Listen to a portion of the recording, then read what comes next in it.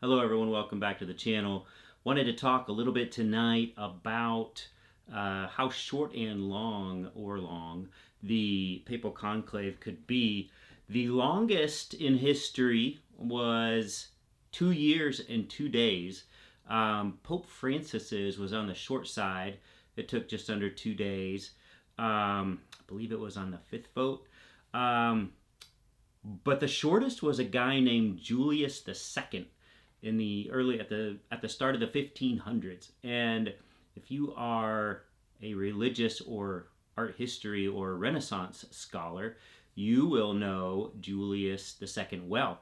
He is the one who basically ordered Michelangelo to go down to Rome and paint the Sistine Chapel, which was painstaking, tedious labor for him that it just, he didn't really want to do it. He had no choice. Julius II was maybe the most powerful pope that there was, that we've had.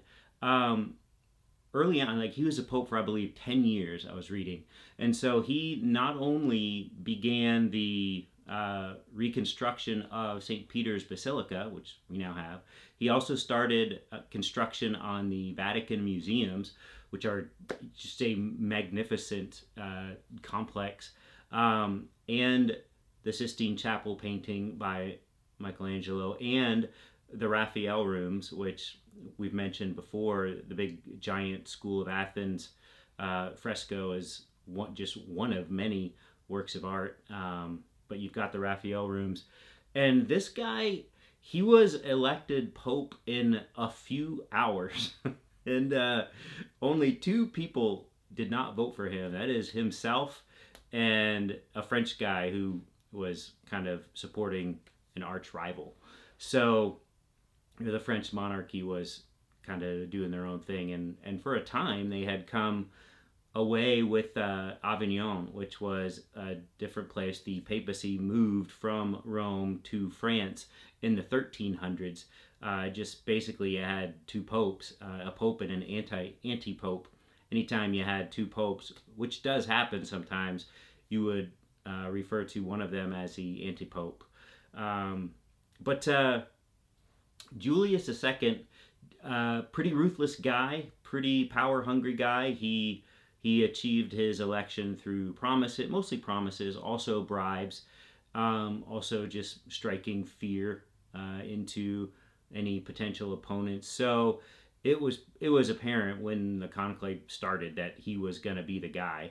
That's why almost every single person except for himself and this French dude voted for him. So that's the longest and the shortest. I was also looking at how long this has been taking place in the Sistine Chapel, and going back to the 1600s at least, but it became official in the 1800s. You usually had conclaves take place in Rome itself, but on occasion, like when the papacy itself was in France, you might have had a conclave there.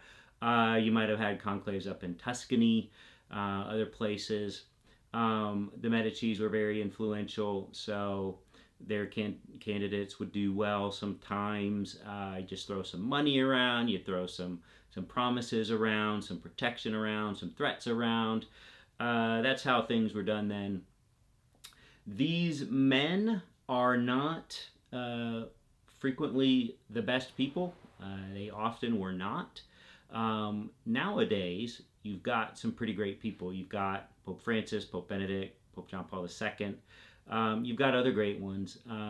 When you have had over 260 popes, you're going to have some bad ones. And there was quite a few bad ones, especially through the Renaissance and leading up to the Renaissance. That's, of course, why we ended up getting the Protestant Reformation. Papal terribleness was a big part of that. But nowadays, it's pretty good guys there, and we're expecting someone along the lines of Pope Francis to take the reins of the church once more.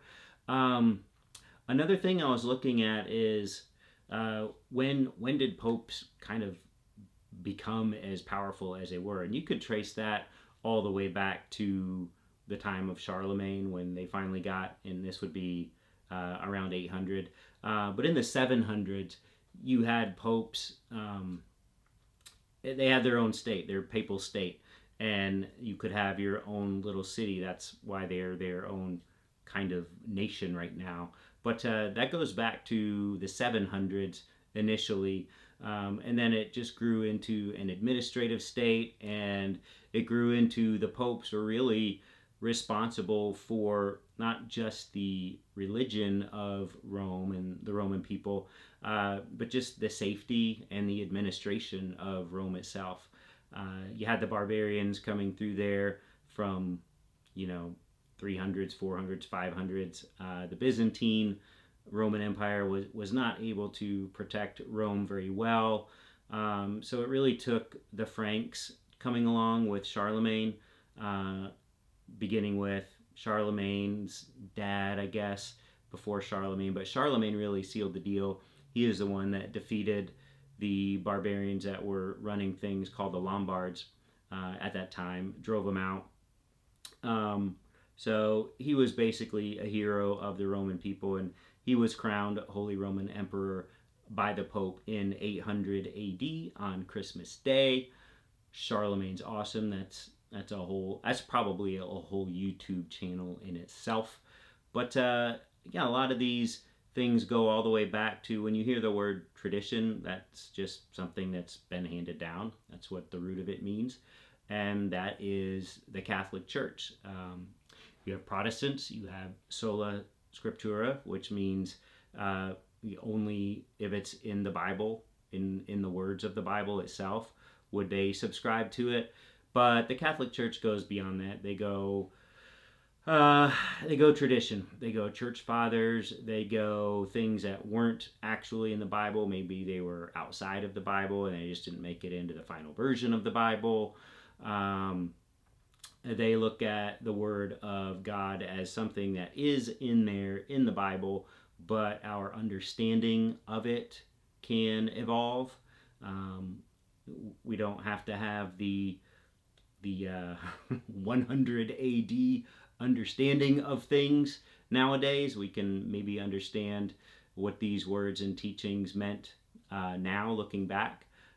Maybe then we could have in the hundreds or the 300s or the 1100s. So anyway, neither here nor there on that. But we're looking at most likely a couple of days for this conclave. So that's the expectation anyway. And we will see how it all plays out. That's it for tonight. And we will talk tomorrow. See you. Bye.